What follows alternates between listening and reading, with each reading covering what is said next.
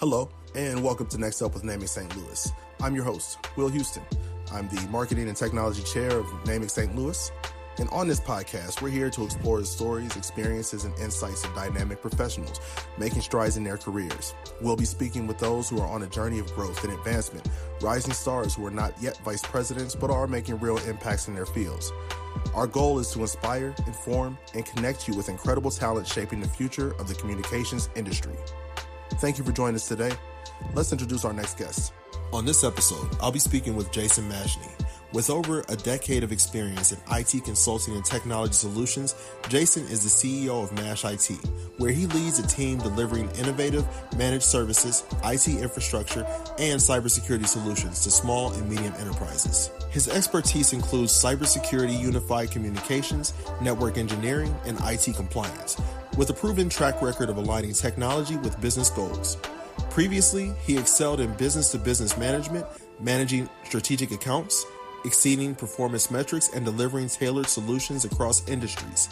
Today, he brings that experience to MASH IT, helping organizations enhance security, streamline operations, and succeed in a fast-paced digital world.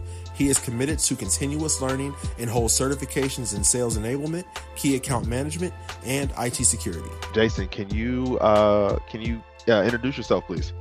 Yeah. Thanks. Thank you, Will, for having me on the podcast. Big fan, big friends.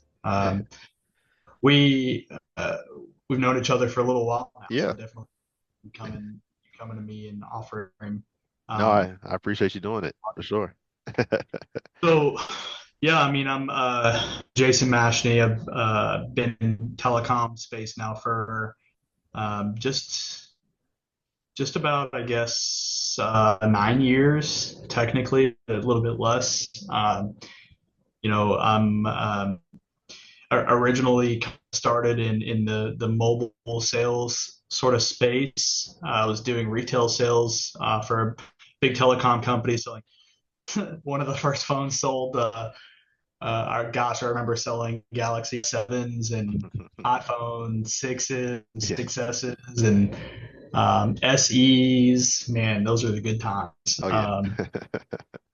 So yeah, I was in retail for a little while and ended up moving into more of like a sort of outside sales role, kind of like traveling for this company, and then stepped into business sales about 5 years ago. And haven't looked back since. Been in sales since then. So do enterprise type, small business, medium business type network security solutions and other things. So that's what I do. Right. Nice. And so I don't want to put you on the spot here, but you're also an entrepreneur, right? So you have your day job, but you also are an entrepreneur as well. Can you maybe introduce a bit about that? Yeah, I'm actually full-time entrepreneur now. I've been full-time for like since March. Nice. We're in almost August now. That didn't happen on purpose, to be honest with you. That happened based on some economical changes, and I definitely had to work because nothing is free in this life. But nothing at all. But yeah, I've taken on full-time entrepreneurship. We'll see how it goes. My business is doing fairly well right now, and we have some really great opportunities in our funnel that are hopefully going to allow us to continue paying my bills and paying the couple employees on board for a foreseeable future. It's been a blessing, honestly. Absolutely, man. That's awesome. Man. I can't applaud you enough. Being somebody who's tried to start a business and failed pretty catastrophically, seeing somebody who's actually doing it and, like employing people and, like doing business and paying man, that is a Herculean task, right? So to actually keep that thing going and, work it all out, man, I applaud you. I do. That's awesome, Jason. Thank you. Yeah, man. So, I'll I'll go ahead and start off with a quick question for you. You know, I just want to understand a little bit about, and you kind of went into this some with your introduction, but I do want to understand a little bit about how you got started in telecommunications, right? You talked about, selling phones and things like that, but what got your foot in the door? What made you say, or was it just, happenstance, or kind of what made you say telecommunications? That's a good question. I think it kind of dates back. So I've always been like a nerd with technology. I wouldn't say I'm the biggest nerd. There's definitely some bigger nerds. I hire nerds. I like nerds. Right. I am a nerd, but I'm not the biggest one. But I always really had a fondness for technology, and so when I was in high school slash college, which I never ended up finishing college, so degreeless here, but I was looking into and attempting to go for computer science. Sort of my goal when I was 18, or I guess when I was more like 16, I ended up working at Best Buy. The thing about that company, Best Buy, was I was in their mobile division, so they sold all sorts of different types of mobile services, and that's kind of what got me into telecom, you could say. Like I was doing that, but I had an ultimate goal to get in with a bigger company that at the time my brother was actually working for. But yeah, it had to be a certain age before that could happen, and so he ended up getting me into one of the bigger type of carriers out there that sell phones, and that's sort of what entered that space. And I sort of um, didn't really have a passion for telecom at the time. I didn't really understand what fiber was and how fiber to the home works and fiber to the premise. Like this stuff that I know now, definitely that was like not on the docket to Yeah. learn when I was just entering the mobile sales space. Like I was just learning how SIM cards worked, and Yeah. that was enough for me. But Yeah. it definitely has transitioned more into knowing how a lot more technology works, and it really all started from understanding how mobile carriers worked Right. and going from there. Nice. Nice. That's yeah, so that's awesome, man. I I think that I heard a few things in there, right? Where it's like you you always kind of been in the tech, right? And there were kind of routes there for you, right? There was the computer science route, there was the route of actually having somebody else who you knew who was involved in tech, and just kind of involved in the technical field. Um, uh, and then you mentioned, not finishing the computer science degree, which, most of the best entrepreneurs it took that same exact route, right? So that's not something, I don't even think that's something that's like a bad thing anymore. I think everybody, it's like, oh yeah, Mark Zuckerberg, Steve Jobs, Bill Gates, you're in good company, right? Um, Yeah, it's, go ahead. it's funny how that works out. Though I don't think it's always the intention, right? Yeah, Like for me, it definitely wasn't the intention. It just so happened that money came first, and yeah, that's probably my assumption is that's how it worked for all the rest of them. Like money agreed. came first, and you realize you don't need. And I trust me, I'm pro school. I want like when I have children, I want them to go to school and have a degree, and like I think that makes sense. Agreed. But at the same time, like when I was 18, I couldn't totally rely on having all my bills paid for, or like even needing like having enough money to do things that I wanted to do.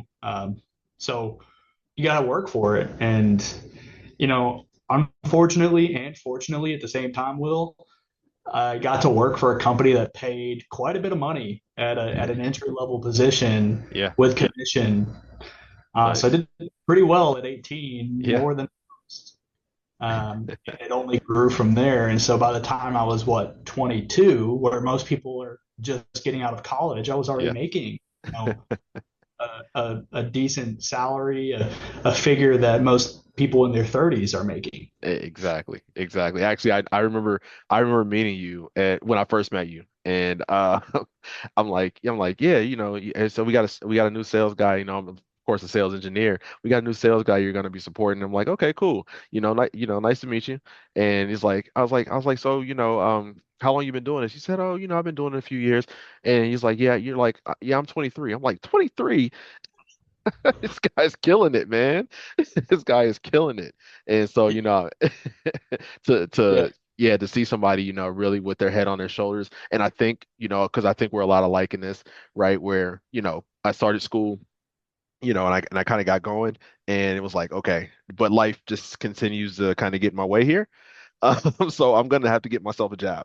Right. And so yeah, I think we're a lot alike in that sense. And I think that there's a level of resilience that's built from that and maturity. But at the same time, like you said, right, I think that, we've put ourselves in a position that it's like, okay, when my kids go, I think they're gonna I want them to get a degree, right? But I just didn't have that situation for myself, but I'm working toward my kids being able to do that, right? So, but I can't discount that there is a level of resilience I think built into some of those hardships, unfortunately.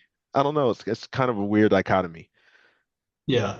Yeah. I definitely agree. It's almost like I want them to experience it, but Yeah. I also don't. Like, I also, there's some things that I missed and you Yeah. probably missed, Yeah. right? Yeah. And so, I get to see some cousins. I get to see friends that have experienced, some of the stuff that, hasn't even crossed my docket, right? Mhm. But at the same time, I mean, there's pros and there's cons Yeah. to how we did it, and you know, like you said, it built resilience, and we have a whole different perspective, right? Now I Yeah. want to work for my children to experience what I didn't get to experience, and we'll hopefully we'll try to achieve that. And I don't know, maybe in 20 years I can do a comparison and let you know. And see, we'll see which one turned out better, right? Yeah. For sure, man. For sure. So, okay, okay, let's fast forward a little bit, right? We talked about kind of how you got into it, how you got to your first role, right? And it was more technical, right? Like you said, you worked at a place that, provided, that sold tech, tech, right? And then you went into actually selling tech yourself, whether it's cell phones, or just service plans. Um, what key skills and knowledge from those early days did you bring with you? Just like maybe some of the specific ones. What key skills and knowledge did you bring with you to what you do now? Right. You're an entrepreneur, right? You're not just an entrepreneur, but right, you worked deeply in the telecom field, right? What are some of those things that you still use that are notable? Like, you know what? I'm glad I learned this back in the day. Mm, interesting. That's an interesting question. I think it's going to have to be maybe not technical skills, Mhm. because I don't think you're going to learn anything crazy technical when you're working in a mobile retail store, but Yeah. um, definitely interpersonal skills, Hmm. right? Like dealing with people Yeah. uh, came up, right? Being in a position where not only were you asked to sell something, but being in a position to educate a customer or someone that doesn't even know about a product and how to prove the value of something and make it worth the money. Yeah. Like that, you know, that took a lot of practice, and Oh yeah. I still fail at it on a daily basis. But um, working in my retail days, and even into my B2B days, Mhm. I got a lot of coaching from mentors and leadership on how to react to certain things, because we don't know, as just humans interacting on a daily basis. Like, you're not trying to sell someone something, Yeah. but when someone comes into your store, Hmm. they're coming into the store because they want something from the store. Right. Your goal in the store is to, you know to upsell, to sell them something else that they didn't come in for. Right. Right. And so it changes every interaction from being just, hey, how are you, to, hey, how are you? How can I help? Mhm. Um, and what do you need? And, is this valuable to you, type of situations. And I guess translating that into what I do today, right? Like that's very important because every conversation has value. Even if you don't think there is, there's always something to be sold. And trust me, if I sound like a salesperson, I'm not trying to, but the world moves, and the economy moves because of salespeople. Every For day sure. there are sales. And if there are no sales, then there's no cash flow and businesses fail. So Yep. we all have to be salespeople. And I'm really glad that I got a chance to learn from mentors and leadership back in my retail days. Yeah. Yeah. Absolutely, man. And yeah, I mean they call it the revenue producing side of the business for a reason, right? You don't produce any revenue, you're in trouble. So yeah. What would you say, okay, just thinking about the sales portion of things, right? What would you say is the most important, and I'm trying to pull this out of you here because I think you kind of touched on it a bit, but what would you say is the most important skill of a successful salesperson? So, yeah. I want to preface something too, just in case anyone listening to this thinks, oh, like he's full of it. But I know I've never been, the best salesperson. Hmm. But I think what makes you a good salesperson is your bounce back, Okay. right? Like Yeah. it's it's the continuous failure that Mm, destroys your attitude and your mental state. mhm. And sales is hard. And the reason it's hard is because you're constantly under a negative pressure, Yeah. right? Oh, you need to produce or you're not valuable. Mm, Um, and when you do produce, you're praised. And so it's that instant gratification and that adrenaline yeah. rush you get, that high. Oh, the praise is what you want. But if Yeah. you're not producing, you don't get any of that. And then you get into a depression The state. And complete opposite. Yeah. it's very bad. Um, so I think it's the bounce back, Will. I think you got to be. We've talked about it. You got to be resilient. Um, you got to be there for the long haul, and you got to trust in yourself. Right? You're not a bad salesperson because you had a bad month. You're just having a bad month. You're Yeah. still a great person. You're still a great salesperson. You're just not a superhero. Yeah. Yeah, absolutely. Absolutely. No, I love that. I love that, man. I think that's exactly kind of what I was trying to pull there, man, is that, you know, th it comes to a culmination, right? It sounds like, right, from the time you were coming up, you going out getting your first job, you going to school, right? You're doing what you have to do to get the things that you need to get, right? And boom, you know, 10 years later, 9 years later, that same resilience pops up in my career, right? That same resilience is the reason I've now been able to go out because everybody, I don't know, maybe not everybody knows, but one thing I've learned from working at a small company at a startup where we work together is that as much as the CEO is like the chief executive, they're the chief salesperson. I'm selling this business, right? So, I've seen, now you're here where you were before you were selling a product now or a service and now you are selling a business, right? And again, that resilience pops in where it's like, yeah, man, the guy told me no 20 times. You only have to say yes once, right? He only has to say yes once. Yeah, And yeah, I mean, yeah, I think you hit the nail on the head, man. That's awesome. That's awesome information. absolutely, absolutely.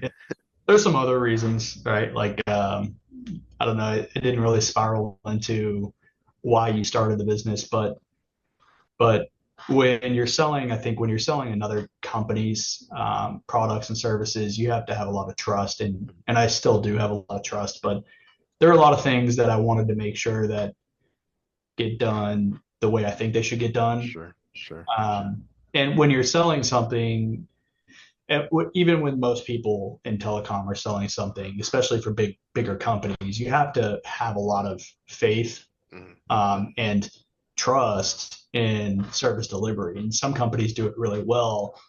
Other companies, not so much. And Yeah. so it's about building relationships. And I don't mean to spiral, but with with sales, it's about building relationships. And if you're not able to deliver something you mentioned, that could impact you negatively as a salesperson and impact sales as well. So maybe we could talk more about that, but I don't want to spiral. That's just something I kind of thought about when you had mentioned, being a CEO and selling the company versus selling services and products for a company. It's two things, but it's a whole different beast when you're selling a company versus Yeah. selling a service or a product for a company. No, I think that's a good tangent. Yeah, let's delve into that some more, right? Because it sounds like what you're kind of getting at is reputation, right? And when you're selling, right? Because you're not just selling even when you're selling a product, right? You're not just selling a product, especially when you're going door to door or when you're setting customer meetings to go and meet somebody for a lunch meeting. Is I'd say most of the lunch meetings that I've had about 70% of the conversation is who are you? And then the last 30% is going to be like, yes, that's who I am. Now, would you buy something from me? The person that you're talking to, right? You don't know, you may not know much about the company, you may not know much about the product, but after you've gotten to know me, like you said, you were saying before, we've developed a relationship. Am I a person that you trust enough to make sure that if I tell you I'm going to make sure your telecom service or the SD-WAN service that I'm trying to provide you is going to work, right? Do I seem like the trustworthy person who's going to make sure that I'm going to be your advocate inside this company, right? And that's reputation, right? And then can you maybe tell me a little bit about how that then transfers into, okay, now I'm an entrepreneur, I'm selling my business.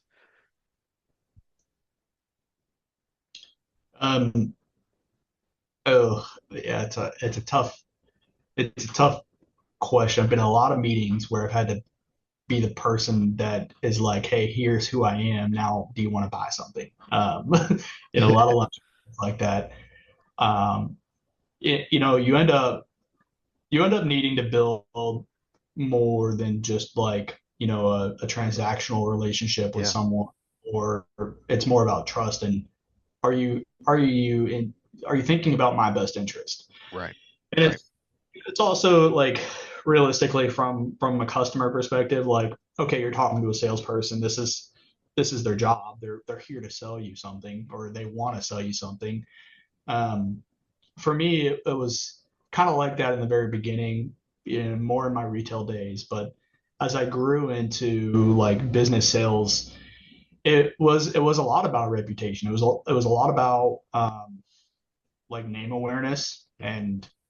and making sure that my last name didn't have a negative, like bad taste in someone's mouth when that was mentioned, across companies or something like that. Yeah. So I focused on trying to make sure that I was always selling the right solution, Mhm. even when it meant, oh, it's not necessarily the solution that pays me the most Yeah. money.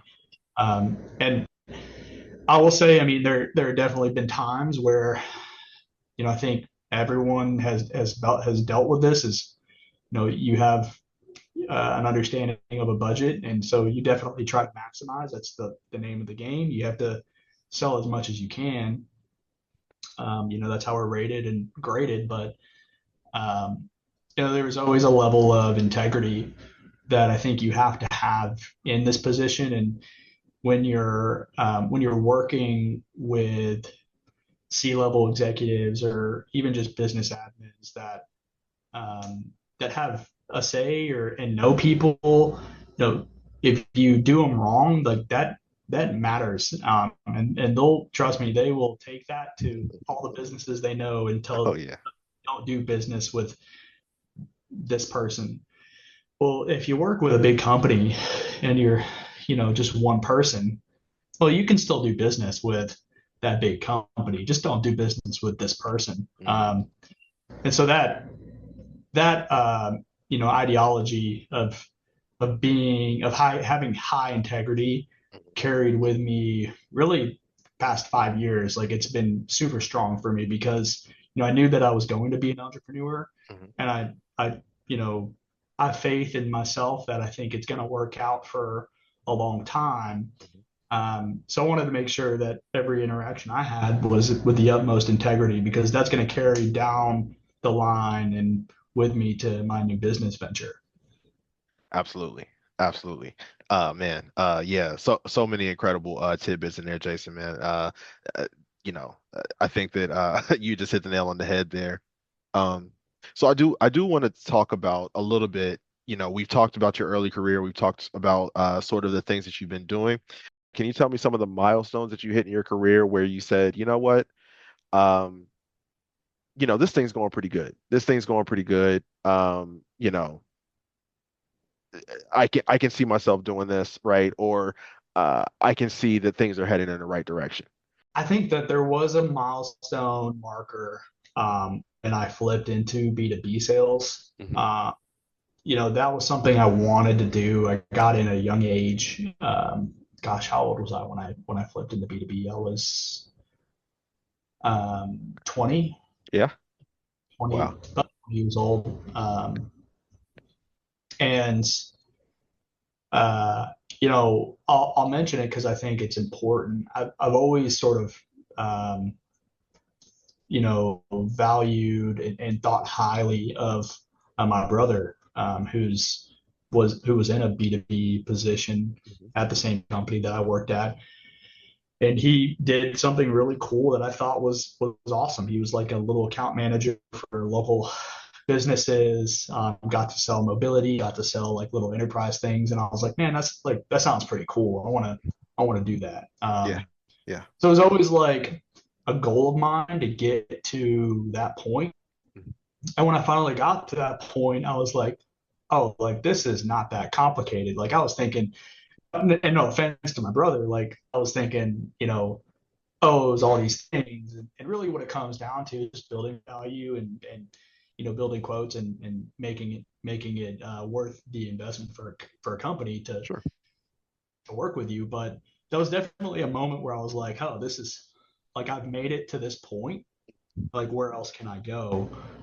Um, and so from B2B, which most cases, to be honest, like you get to a B2B position, um, at least in telecom, I'd say like that's pretty much where you end up. Yeah. That's where you end up retiring. And I know people that have been in B2B positions for a long time. Hmm. But where I was so young, I was like, man, I can't retire here. Like, there's no way I can be, slinging circuits for the That's a next long 25 time. years. Yeah. Like, Yeah, that's a long time. Yeah. there's no way. So, uh, slowly kind of looking for my way into something bigger. Um, that kind of hit a couple years ago. But yeah, if that answers your initial question, that Yeah. was sort of Yeah. the mark where I think things went really well. Yeah, You know, absolutely. Yeah, yeah, no, no, I was gonna say, yeah, no, that's perfect for the milestones, right? And I just want to, just kind of say, I think that the angle that we take here, right, is that we want to make sure that, people who listen to this can not only hear the good things, right, but they can also hear some of the setbacks, right? Because again, that just speaks to that resiliency. That speaks to, yes, things are gonna go great sometimes. Sometimes you're gonna get that paycheck and you're gonna say, man, wow, I'm in a good career or I'm in a good field, I'm making pretty good money. But there are going to be days where you're going to have to work for every shiny penny on that paycheck. And sometimes it gets difficult. So, can you tell me a little bit about some of the setbacks or even just some of the hard times that you've encountered while also being on your path? yeah. Well, I mean, first and foremost, I mean, this won't impact everyone will, but you and I went through it, and most of the people around us went through it. Is, when I joined the B2B space, we had a pretty impactful world event happen, right? And when COVID-19 Oh hit, yeah, I literally just entered the B2B space, and so it's like the change and how the approach to how you're supposed to interact with businesses went from being like, in person to being digital. everything. Yeah. We were the pioneers of that. Oh my It gosh. doesn't feel like we were the pioneers, like you and I and the No, I people we, agree. but we were, because we all had to sort of adapt to being in person, from these in person types of meetings to now everything goes virtual. Yeah, yeah, yeah, yeah. I mean, I don't think about it. I've never thought about it like that. I think, wow, I've never thought about that, right? Because yeah, prior to COVID, like there might have been a couple of people who worked remotely or worked from home, but yeah, no, I never thought about it. We were the pioneers, right? No, there's no lunch meeting. No, don't come to my office. I'm not there. You know, Yeah, spin up a Teams meeting, spin up a WebEx. that Wow. really changed. Yeah, that really changed. How sales, I think, in B2B sales, how they did business, and it made it harder. It made it harder for the Yeah, position because, well, for a couple of reasons. There was obviously the expectation that you had to get sales, but you could no longer meet people in person. So it was about building relationships over Teams yeah, and over different video applications. And so that made it harder, right? yeah, Um, but also it was the expectation that you're going to be alone most of your day, yeah, like yeah, in your home office, yeah. and that to some people is pretty cool, but most salespeople are usually pretty outgoing, and Exactly. so there's there's a need for interaction, Yeah, um, and so that kind of made some days pretty bad because what you end up doing, and I'm just being honest. I mean, this is, if you're aspiring to be in a sales position, there's good and bad. There's a lot of money to be made, but there's also a lot of no's. There's yeah, You're going to get told no 99% of the time. yeah, And when you're in your office, at home, at your desk for 8 hours a day, and you're in a meeting with your boss, and you're not doing good in sales, and you're at 20% quota, and then you're told to go make phone calls, and 24 people are like not answering the phone, or 24 yeah, people are like, no, and then say some really bad words and hang up on you. Oh, well, that makes life pretty sucky. oh So yeah, you have to have like this level of ambition mm, and, this just inner desire to want to succeed and make money, like just knowing you can't let people hurt you, and knowing that, today's a bad day, but tomorrow could be a great day. Um, it's that kind of keeps you going, but it's also that makes a lot of people crazy, and drives them to not want to do this position. And it might be a little bit different nowadays. To be honest with you, it's what, 2025, and nobody cares about COVID anymore. And yeah, we're absolutely getting back into that rhythm of in-person meetings over yeah, virtual meetings, because everyone is tired of virtual meetings. yeah, yeah, But yeah, it's not to say that you still don't hit that roadblock of doing really bad one day and still feeling like that in this position. oh yeah, absolutely, absolutely. No, yeah, that's exactly it, right? And I think that again, just back to resilience, right? We all we know the people who came through it, right? But a lot of people, right, were not able to stick it out. A lot of people, decided it wasn't something that was going to work or something that they wanted to continue to pursue because of some of the just issues that we had to deal with, right? Or, in some cases, some people were volunteered to not do it anymore, right? Because they were not able to work things out, right? But you were able to come through it. I was able to come through it, and yeah, COVID is definitely a huge was a huge setback to life for everybody, and that was a crazy time, but it seems Yeah, like forever ago. But like you said, it was only 5 years. It's crazy, right? yeah, yeah. So a funny story, I'll mention it. When COVID hit, I was working for I was in this position where our goal was to travel to different residential homes while Mm, they were getting internet service installed. mm, And our goal was to sort of show up, act as like the friendly liaison, and this was right before COVID, and so it was very person type of sales position, and yeah, our goal was to try to sell cell phones, mm, realistically, yeah, and gosh, COVID hit, and this position where we were handed a company car, where we were expected to be on the road 99% of the time, yeah. and at customer sites at their homes, went to all virtual. Oh my gosh, yeah. And that's really hard, really, really hard, because it it's kind of like door to door. I've never done door to door sales, so I applaud the people that do. Yeah. Just don't come to my house, but but but it was like a position where you were showing up and they didn't expect you, Right. and so you had to like flip the conversation and earn trust Hmm. in a way where you didn't seem like salesy, but Yeah. you were also trying to sell something. Oh yeah. Yeah. Yeah. Um, and it took that position completely like out of Oh yeah. water. I'm not even sure it exists anymore. Yeah, like the door-to-door salesman. Yeah, for sure. Uh, it Yeah. wasn't really door to door. It was called they were called experts, home experts. Okay. Yeah, yeah, yeah. Yeah. Yeah, Gotcha. it was for I don't know if you've ever worked there, but another big carrier. But Yeah, yeah, yeah, it yeah. was. I guess I wanted to bring that up because it was crazy how like that position was totally impacted by COVID, and Yeah. and how what they expected us to do on a daily basis now in front of a computer Yeah. made it 10 times harder.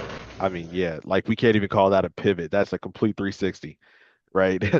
That's a complete Oh 360. It Wow. was like it was like, hey, here instead of going to their house, you're gonna call them 2 hours after the install.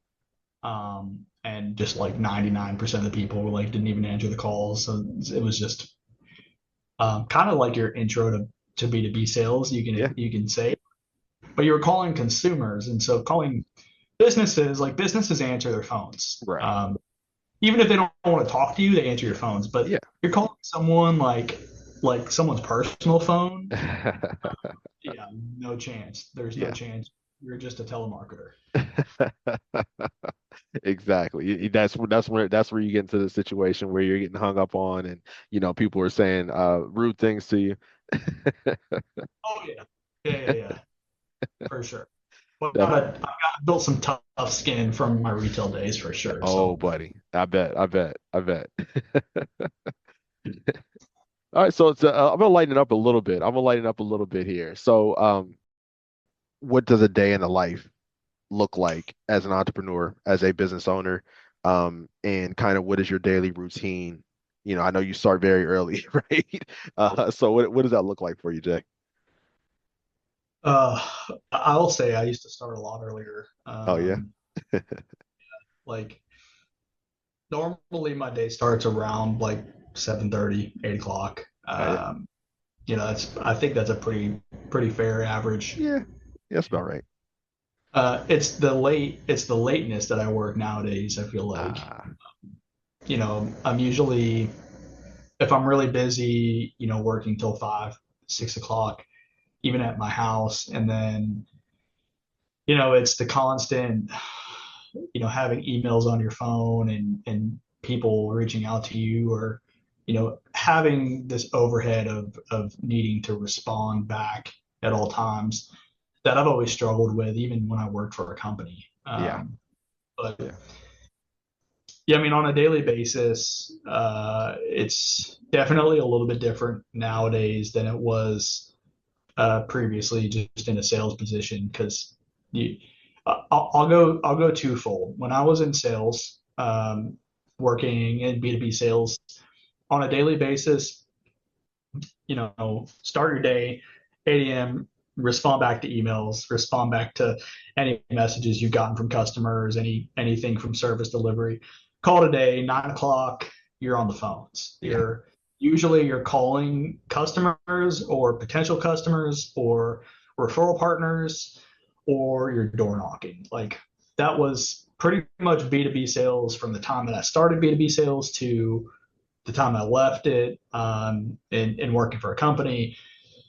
Uh, yeah, COVID kind of affected that a little Oh bit yeah.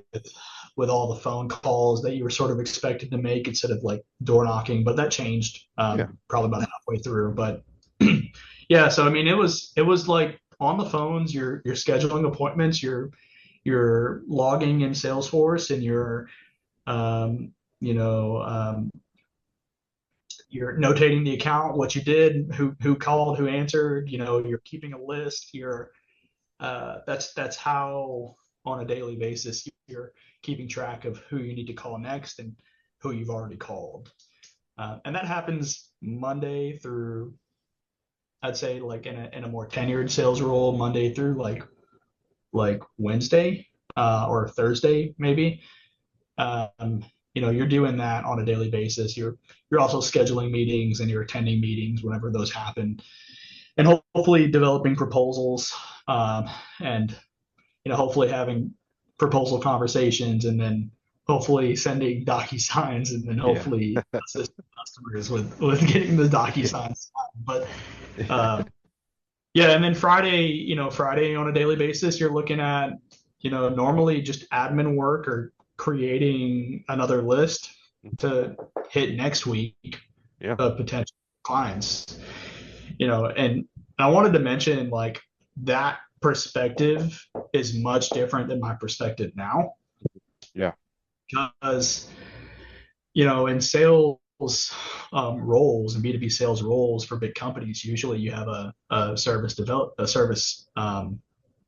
implementation team. Like you're selling something, and then you get the contract signed, and then it goes to service delivery.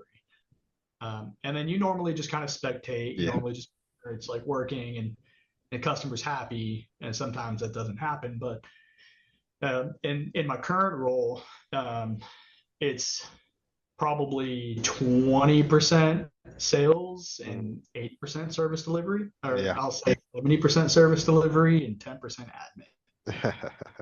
Yeah. Because I can't even begin to fathom um, the volume of sales that I was once doing Mhm. on a weekly and monthly basis to support on our own, in a service delivery standpoint. Yeah. It's just not even that's not even feasible. Like one customer a month right now is like a big deal, or two customers a month right now is like, okay, we got to slow down. Like Yeah. this is crazy. Yeah. Because yeah, the daily grind goes like, managing emails. I'm usually researching. I'm usually creating a proposal or two, and then sending that out, and then answering more questions. Or we get tickets, and I'm usually short staffed, and then I have to do the ticket and Right. research the problem and reach out to the customer and solve their issue, and that's what they pay us for. And Yeah. okay, great, you're all satisfied, cool. Log it properly in our automation tool, and um, hopefully try to document how that worked. And so it's a lot of technical work at the moment. Sure.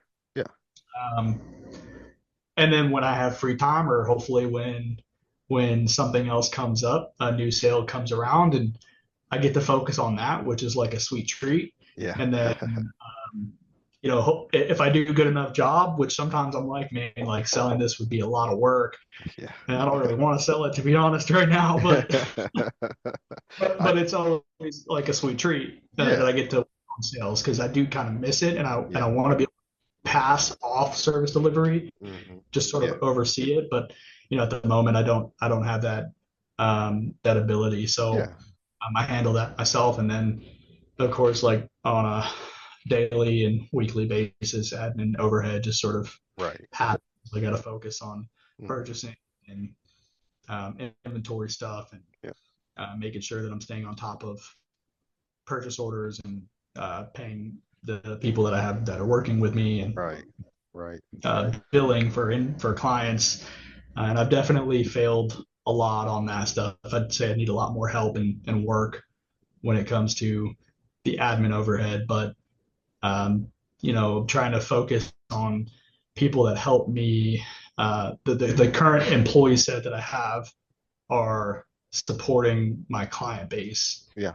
Yeah. Anyone that is not directly supporting my client base is literally just operational overhead, and I can't afford that. He said, no, you have to be bringing in the bacon, or else, there's no hanger-ons right now, for sure.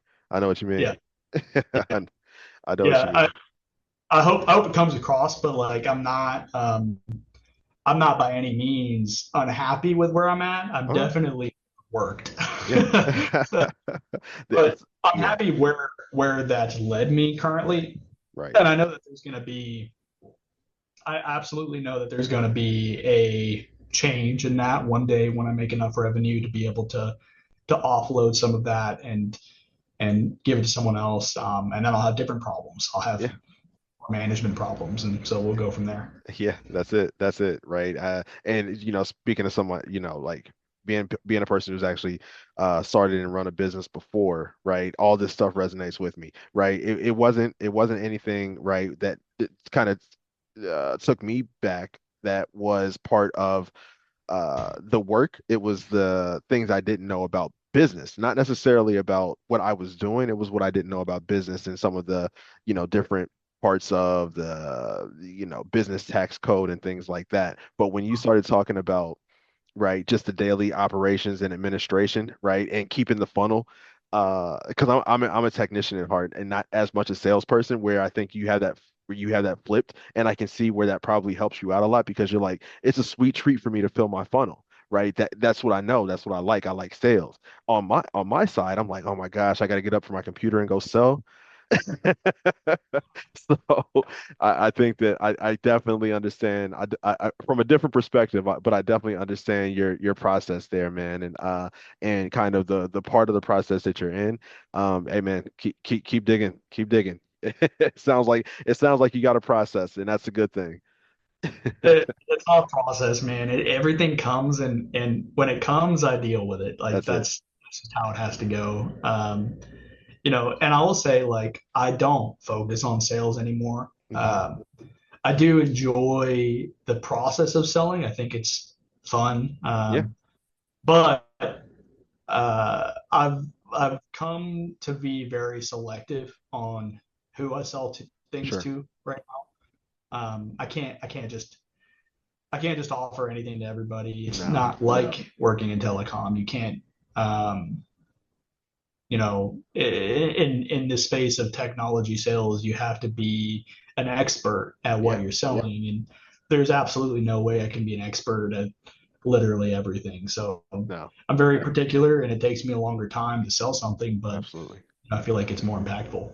Absolutely. And I think you hit the nail on the head, right? I mean, and you had mentioned it too, sort of when you were talking, you said, I got to do a lot of research, which is so important, right? Because, if, like you said, if you go and you're trying to sell something technical to someone who is technical, and they sniff even the least bit of, nonsense, they're going to call you out, right? They're not buying anything from you. And it's just as important to, especially on this side of things, it's just as important to interview your customer as it is for them to interview you, right? Because old saying, probably heard this before, all money ain't good money, right? If I get into if I get into this relationship, you want to be able to trust that I'm going to do what I say, but I also need to be able to trust that, I'm not going to have to chase you down for money when it's time to pay a bill. I also need to be able to trust that, this service that I sold you is what you want, and you're not going to try to bundle a bunch of other services in there for the same price.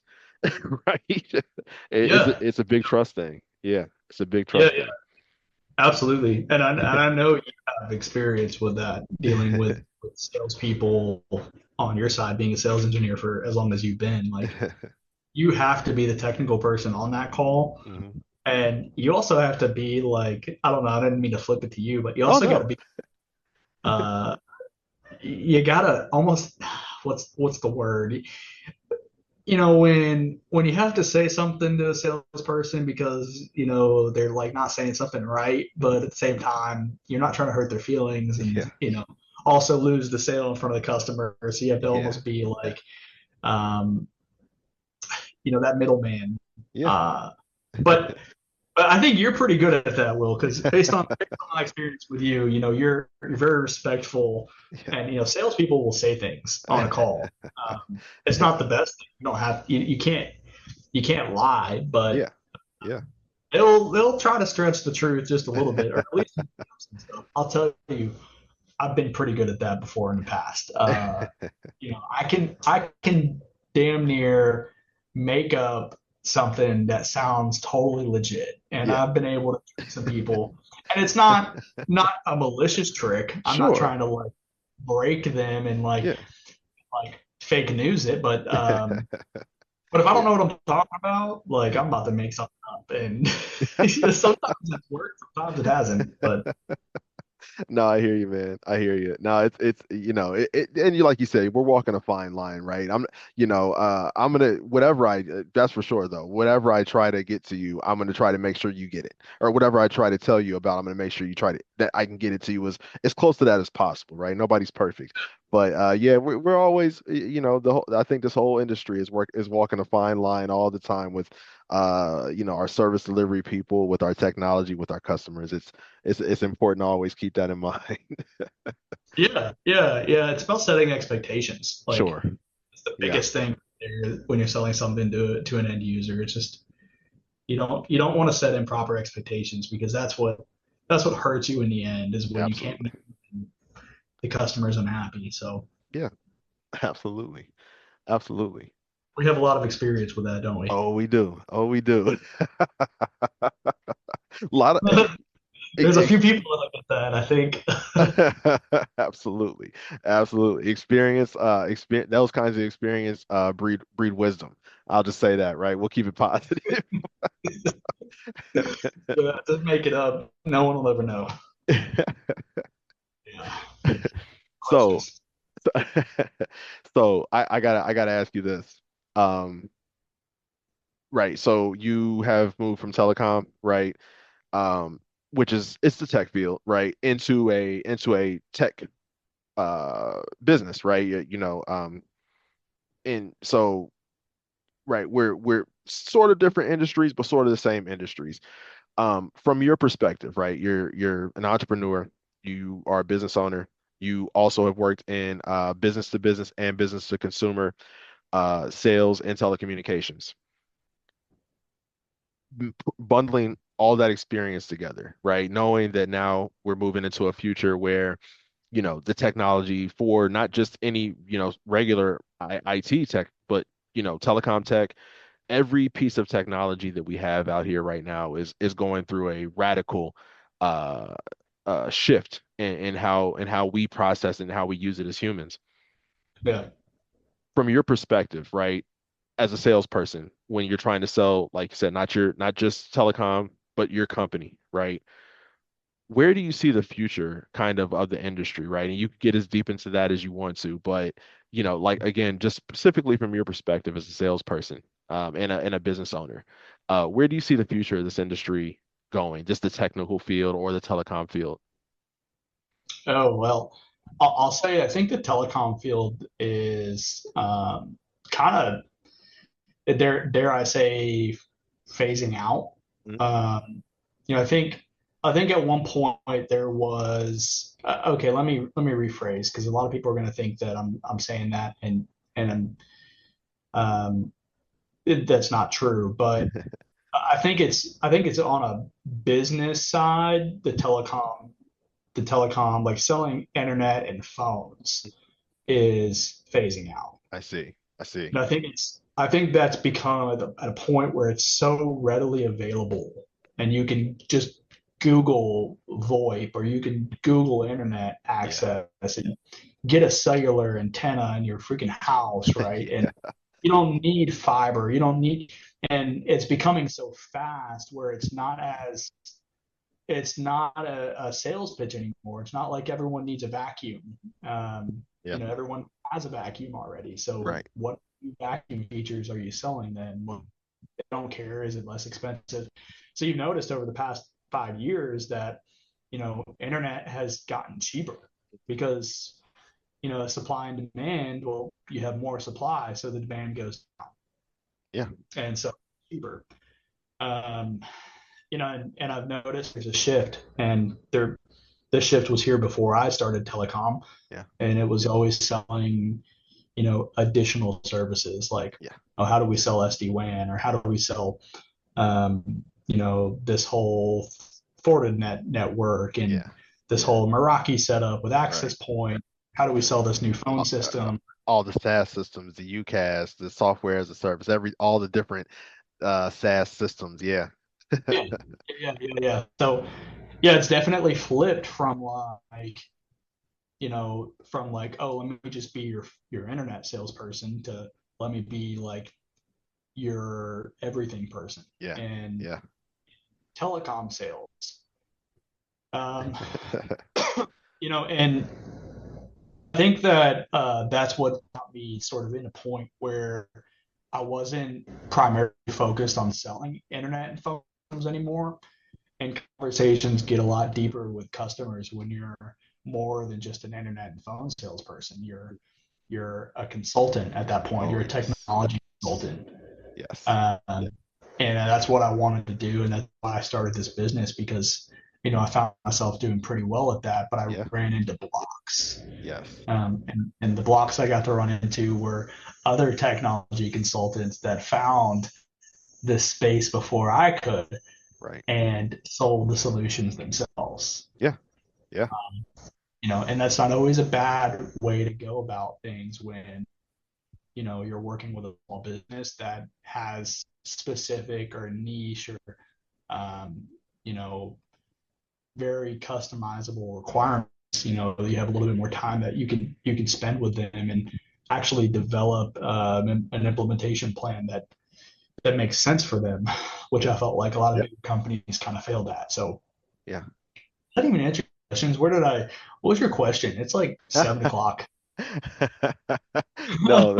No, no, that was perfect, man. That was perfect. No, and you really brought something full circle for me too, which is how you moved from, being in the telecom sales space to Yeah. being in the IT space, right? And I think that you hit the nail on the head, right? I'll bring it together a little bit, but you definitely answered the question.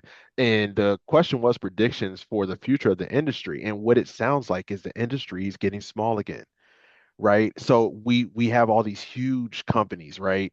All these, super national conglomerates that, sell this service to these people and sell this service, right?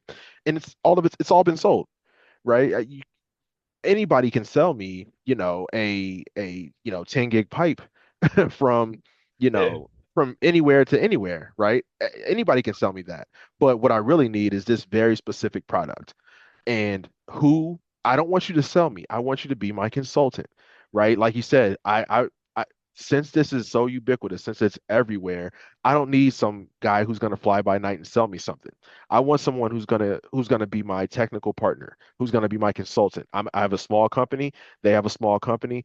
They are technical consultants. I am a business that does, I am a bakery or I am a you know, um, uh, sporting, uh, a sportswear company, and I need someone who's going to consult with me on how to make sure that my UCAS works, or that's going to consult with me to make sure if something happens with my internet, I don't necessarily have to worry about that because that's not what I do, but I have a technical consultant I can call. Right. So it sounds like your prediction here is that everything is kind of going from being huge to being small again, right? And more relational. Yeah, I love that. I love that you kind of pulled that out of what I mentioned, because I think that's important. A lot of businesses, they do want to work with experts, Hmm. and it's hard to become an expert at everything. Yeah. So when you claim to be an expert at everything, it's unbelievable. It's Yeah. almost like you're not really an expert at everything. It's like that saying, like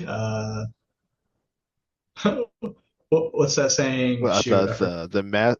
a jack of all trades, but a master of none, Yeah, right? Is that the one?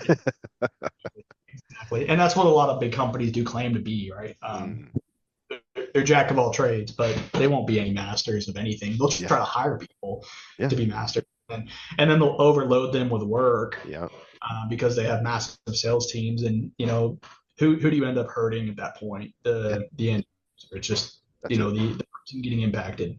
Um, but I think I wanted to mention, because I thought about it and I was like, what I see also as a change in this industry is the the knowledge base that the average end user has skyrocketed, right? Oh, The yeah. technology knowledge base that the average person knows. Yeah. You're not dealing with the boomers anymore. No. And sorry if there's any boomers listening to this. I know I know a lot of boomers that are still very, very up with it right now, Sure. and one of them's a client of mine, and like she's on top of it. Yeah. Um, but not everyone is like that, and they're starting to retire. And a lot of the decision makers and technology people for businesses are super knowledgeable, and Yeah. everything's at your fingertips. So implementing a phone system is not rocket science anymore. You don't have to program a PBX anymore. You can literally, it's a couple buttons and you're there. Or Yeah. implementing SD-WAN is not complicated. Like they've made it really easy with different UI changes. And so you start to sort of focus your time not on like those simple tasks, that obviously still take time from the business owner. So you're still there helping them with that, but you're you're not going to be looked at as like irreplaceable. So Yeah. why else would someone work with you at that point? Right. Exactly. Exactly. Yeah, we are entering the world of the business owners being digital natives, right? And everybody is like, it's like, do I really need to ask this guy for this? I could probably YouTube that. Right. It's like, do I need to Yeah. pay? Do I need to pay? So yeah, you're 100% right. The knowledge base is crazy. And so couple of last really, hopefully I'm going to try to make these sort of lightning questions. Um, what the first one is, if you could give a one piece of advice for someone who sees who you've just open their eyes to sort of the way the world is changing, if you could give that person one piece of advice on how to I guess maneuver these changes, what would it be? I think it would have to be where focus on the trends right now. Yeah. Like you gotta know what's trending, because we're all still very young, and we're gonna be in this industry, and one day we're gonna be the boomers. so Yeah. Yeah. so don't get don't fall behind because you feel like it's too mainstream. If it's mainstream, you're already falling behind. Yep. Yep. Yep. I love it. I love it. You need to be a few years out. I love it. That's it. You're Yeah. 100% right. I love that. I'm actually gonna I'm gonna take that one. It's easy to forget sometimes. Yeah, one day I'm gonna be like the guy who's like, man, dude, you don't know how to do this. Yeah, no, exactly. Yeah. Like that's gonna happen to us one day. It already happens. Like Oh, for sure. I don't even know what Roblox is, so like that's already, It's yeah. the truth. It's the truth. All right, and last one, last one. Do you have any books, courses, websites, things that you like? Because it sounds like you study a lot. So anything that you kind of just do in your own independent research, books, courses, websites, documentaries, whatever it might be. Do you have a recommendation? Just one good one? Oh, you know what? it's not the answer for me that you're gonna want, but I don't really read any books. Uh-huh. There was yeah, I'm not a book reader. That's all right. It could be courses, websites, movies, even, whatever. I'm a form reader. I love to digest forms, Nice. What do you like? different. I'm on Reddit all the time Reddit for is my thing. Yes, sir. Yeah. Yeah. Reddit. if you're catching me reading something, it's probably a long article on Reddit or some type of news that is one on one of the subreddits that I'm into. Um, it's probably where I learn the most from the community Yeah. as well, like out Yeah. there doing the same thing as Yeah. me. Yep. And I just don't have the time to Yeah. sit there and look Yeah. or read articles. Like I'd rather digest something that is relevant to me at the moment. And Yeah. and a lot of books I'm sure would be. That's just not my thing. No. Um, Yeah. so, No, and I think that bleeds a little bit into the advice that you gave, right? Like, yeah, there are long form things, but like you said, man, sometimes the answers you're looking for is on Reddit or Quora. Like these are people who actually do this and they have Reddit open on the side or Quora open on the side as they fix something, as they figure something out, typing into the forum, telling people how they figured it out, right? And sometimes your answer is there. I love that. I think yeah. that's a great piece. And always stay curious, Will. Like I think that's the killer of this generation is like the Yeah. curiosity is gone Mm, for a yeah. lot of people. And I don't know, I'm always asking myself internal questions and what's the best place other than ChatGPT? Probably Reddit, to be honest, Yeah. to get Yeah. those answers. Absolutely. Absolutely. I love it, man. I love it. Well, hey, hey, man, this has been great. I think I kept you much longer than I expected to, and I apologize about that. This has been a great conversation, though. I'm gonna go ahead and wrap it up, man. Do you have anything else you wanted to say, or any other small piece of advice you might want to give before we hop? No, no, I mean, I definitely appreciate you. I feel like we've had a great conversation. I love the questions. It made me think a little bit. So Yeah.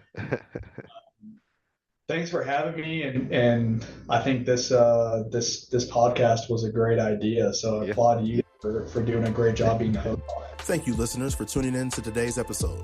We hope you found it encouraging and insightful.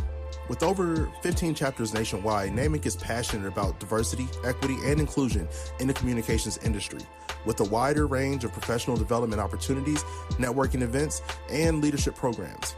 NAMIC is dedicated to empowering multi-ethnic diversity in the media and communications industry. Members gain access to valuable resources, industry insight, and an incredible community of like-minded professionals. For more information, go to NAMIC.com or to the NAMIC St. Louis chapter at NAMICSt.Louis.com or LinkedIn at LinkedIn.com/NAMIC St. Louis. Thank you and have a wonderful month. See you next time.